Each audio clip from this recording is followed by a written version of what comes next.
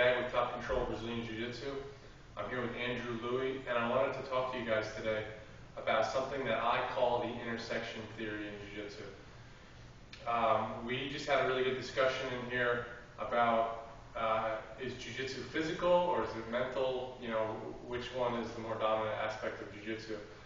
And the intersection theory is something that I want my students to know, and it's not just a technique, but it helps a student prioritize what he should be looking for when he's attacking an opponent. If I could have Andrew, if you could lay down there for me, I can walk these guys through it. So the intersection theory spans all different positions anytime I'm attacking an opponent. You know, so it's not just the mount position, but that's where I'm going to show you guys today. Let's scoot this way. Okay, so let's say I'm in mount.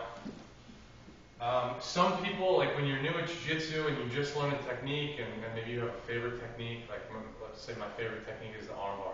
I'm always looking for the armbar, which should be good because I can get proficient at the armbar because I'm always looking for it. I'm trying to set it up, and I can get the fine details of it, which works fine. Like let's say if Andrew pushes off my chest, gives me an easy setup for the armbar. I slide the knee up, I set up for the armbar, and I got it. But what happens is if you focus on one technique too much at the exclusion of other techniques, I might start to look for the armbar when it's not there. If his elbows are in super tight and I can't get my knees up, and I try to do an armbar anyway, it's not going to be there. So what the intersection theory of Jiu Jitsu is it gets me not to focus on a certain technique. Oh, the armbar is my favorite technique. I must hit the armbar. But it gets me to look at my goal shifts from getting an armbar or whatever your favorite submission is to the goal is to put my opponent in an intersection of more than one technique that's dangerous for him. And when he's at that intersection, he's in jeopardy from 2 or more submissions, and I let him pick his path. And I don't have my heart set on that one favorite technique. So a good example of this would be maybe if I try an old-fashioned Americana here and I push his arm down.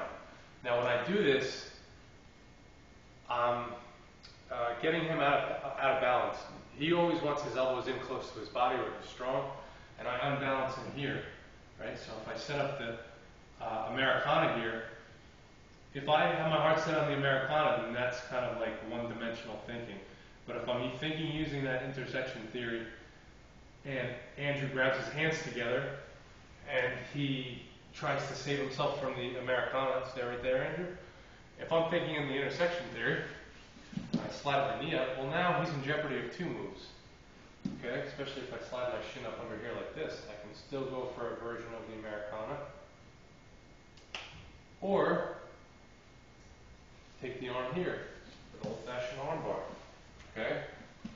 So this is just one example of the Jiu Jitsu intersection theory. I'm trying to get him in an intersection where he has 2 or more choices and all of the choices are bad.